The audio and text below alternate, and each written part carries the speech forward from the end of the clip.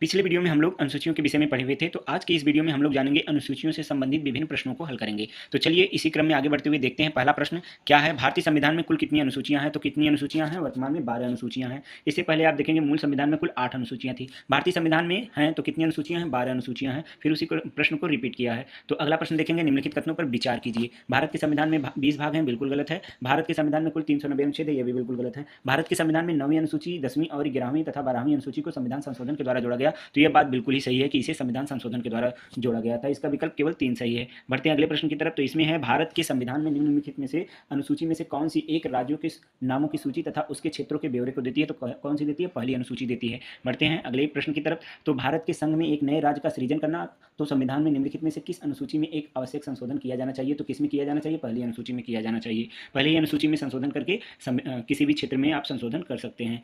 चलिए बढ़ते हैं इसी क्रम में। भारत की संविधान की चौथी अनुसूची विवेचित करती है, तो क्या विवेचित करती है? राज्यसभा में स्थानों का आवंटन के विषय में। भारतीय संविधान की तृतीय अनुसूची में निम्नलिखित में से क्या उपबंधित है? संघ के मंत्री के लिए पद की शपथ का प्रारूप, उच्चतम न्यायालय के मुख्य न्यायाधीश द्वारा ली जाने वाली शपथ का प्रारूप, भारत के राष्ट्रपति के द्वारा पद की शपथ का प्रारूप। तो यह बिल्कुल नहीं है।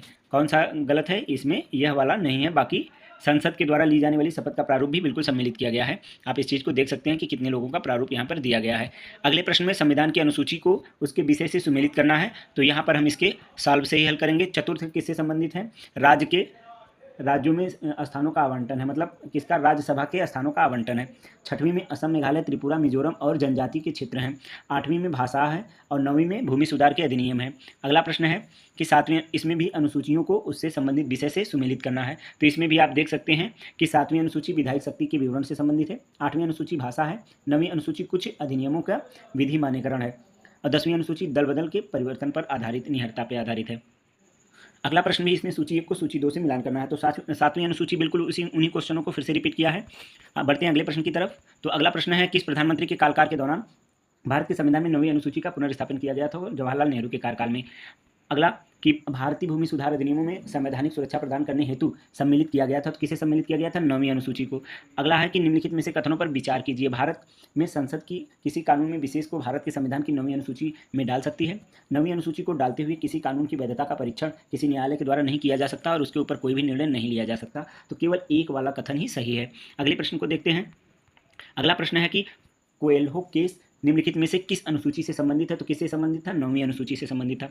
इसमें भी सूची इनमें मिलान करना है। सूची 9वीं जो है हमारी किससे संबंधित? संघ की सूची किससे संबंधित है? सूचियों के विषय में है। तो संघ में कुल कितनी? 97 प्रविष्टियां सम्मिलित है। राज्य में कुल कितनी है? 66 हैं और समवर्ती में कुल 46 प्रविष्टियां सम्मिलित हैं। इसकी व्याख्या आप देख सकते हैं। चलिए बढ़ते हैं अगले प्रश्न की तरफ। तो अगला प्रश्न है, भारत के संविधान के अंतर्गत आर्थिक आयोजन का विषय किससे संबंधित है? समवर्ती सूची से संबंधित है। अगला है कि आर्थिक नियोजन भारतीय संविधान की किस सूची से संबंधित है? तो समवर्ती सूची से संबंधित है। जानवरों के प्रति क्रूरता का क्या है? रोकथाम संविधान के किस भाग में, जानवरों के प्रति क्रूरता का रोकथाम संविधान के किस सूची में रखा गया है? तो किस में रखा गया है? समवर्ती सूची में रखा गया है। अगला प्रश्न है, निम्नलिखित में से कौन सा विषय समवर्ती सूची का है? तो कौन सा विषय इसमें समवर्ती सूची का? आपराधिक मामले इसमें समवर्ती सूची के हैं। अगले प्रश्न की तरफ बढ़ते हैं कि निम्नलिखित में से कौन सा मत भारतीय संविधान के समवर्ती सूची का है? तो इसमें देखने को मिल रहा है कि जनसंख्या नियंत्रण एवं परिवार नियोजन उससे संबंधित है। निम्नलिखित में से कौन सा सुमेल नहीं है? सार्वजनिक स्वास्थ्य की स्वच्छता किससे संबंधित है? राज्य सूची से। जनगणना संघ सूची से है, बिल्कुल सही है। राज्यसभा में सीटों का आवंटन यह चतुर्थ अनुसूची में है, द्वितीय में नहीं है। दल बदल 10वीं में है। चलिए बढ़ते हैं अगले प्रश्न की तरफ। तो निम्नलिखित में से कौन सा विषय समवर्ती सूची का है? तो कौन सा है? शिक्षा इसमें समवर्ती सूची से संबंधित है। अगला प्रश्न है कि शिक्षा जो प्रारंभ में राज्य सूची का विषय था वह समवर्ती सूची को स्थानांतरित कर दिया गया, तो किसमें किया गया है? 42वें संविधान संशोधन के अंतर्गत इसे भेज दिया गया है। चलिए अगला प्रश्न की तरफ बढ़ते हैं। तो भारतीय संविधान के किस संशोधन में वनों को राज्य सूची में भारतीय संविधान के किस संशोधन में वनों को राज्य सूची से समवर्ती सूची में स्थानांतरित कर दिया गया है? तो यह भी 42वें में ही किया गया है। अगला प्रश्न है, भारत के संविधान के अंतर्गत विषय तथा संबंधित सूची के बारे में निम्नलिखित में से कौन सा सुमेलित नहीं है? तो इसके विषय में आप इसकी व्याख्या को देख सकते हैं कि भारतीय संविधान के अनुसूची 245 से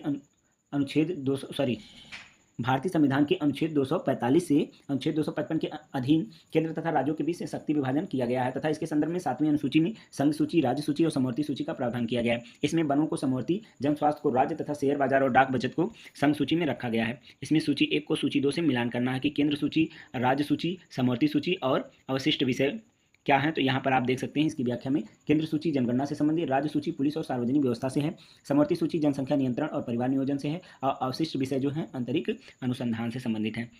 अगले प्रश्न में आप देखेंगे कि भारतीय संविधान में निम्नलिखित में से कौन सा प्रावधान शिक्षा के प्रभाव के लिए शिक्षा पर प्रभाव डालते हैं, तो कौन कौन से हैं उसे हम देखेंगे। तो यहाँ पर देखिए राज्य के नीति निर्देशक तत्व तो बिल्कुल शिक्षा पर प्रभाव डालते हैं, ग्रामीण एवं शहरी स्थानीय निकाय यह भी डालते हैं, और यहाँ पर पंचम अनुसूची बिल्कुल यह नहीं है, और षष्ठम अनुसूची भी नहीं, सप्तम अनुसूची यह है, शिक्षा से संबंधित यह है। बढ़ते हैं अगले प्रश्न की तरफ। तो इसमें दिया है कि भारतीय संविधान में निम्नलिखित में कौन सी एक अनुसूची दल विरोधी कानून विषय का प्रावधान लाती है, तो कौन लाती है, 10वीं अनुसूची लाती है।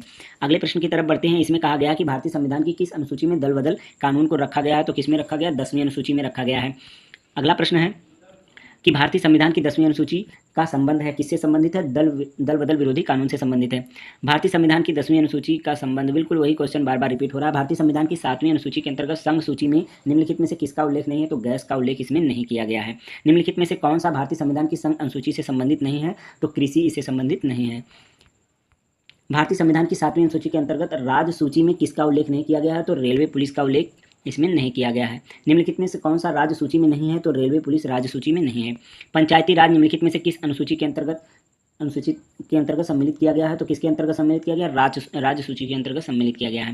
निम्नलिखित में से कौन सा विषय भारतीय संविधान की 7वीं अनुसूची को अनुसूची 3 समवर्ती सूची में शामिल करता है, तो कौन शामिल करता है, दंड प्रक्रिया शामिल करती है।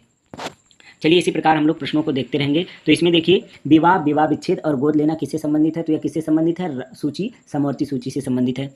अगला प्रश्न है कि भारतीय संविधान की 7वीं अनुसूची किस प्रविष्टि के उपबंध को, तो इसके लिए आप इसकी व्याख्या को देख सकते हैं। तो व्याख्या में देखिए ध्यान दीजिएगा कि भारतीय संविधान की 7वीं अनुसूची की सूची 1 संघ सूची की प्रविष्टि 72 संसद के लिए, राज्यों के विधानमंडलों के लिए तथा राष्ट्रपति और उपराष्ट्रपति के पदों के निर्वाचन और निर्वाचन आयोग, तथा सूची 2 राज्य सूची की प्रविष्टि 37 संसद के द्वारा लाई गई किसी भी विधि के उपबंधों के अधीन रहते हुए राज्यों के राजमंडलों का निर्वाचन करती है। चलिए बढ़ते हैं अगले प्रश्न की तरफ।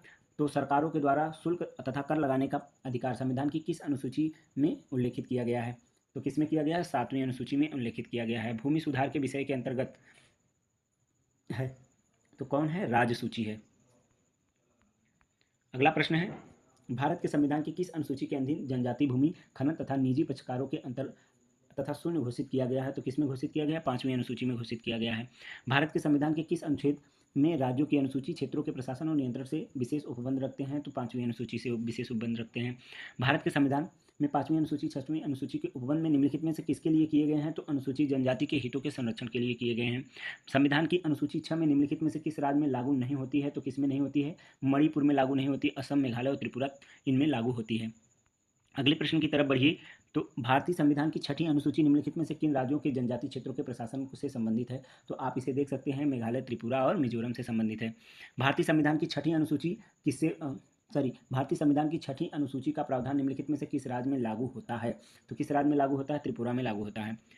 भारतीय संविधान की 11वीं अनुसूची किससे संबंधित है, तो किससे संबंधित है, पंचायती राज से संबंधित है। चलिए भारतीय संविधान की 11वीं अनुसूची में कुल कितने विषय शामिल थे, तो 29 विषय शामिल थे इसमें। आज की वीडियो में बस इतना ही, मिलते हैं अगले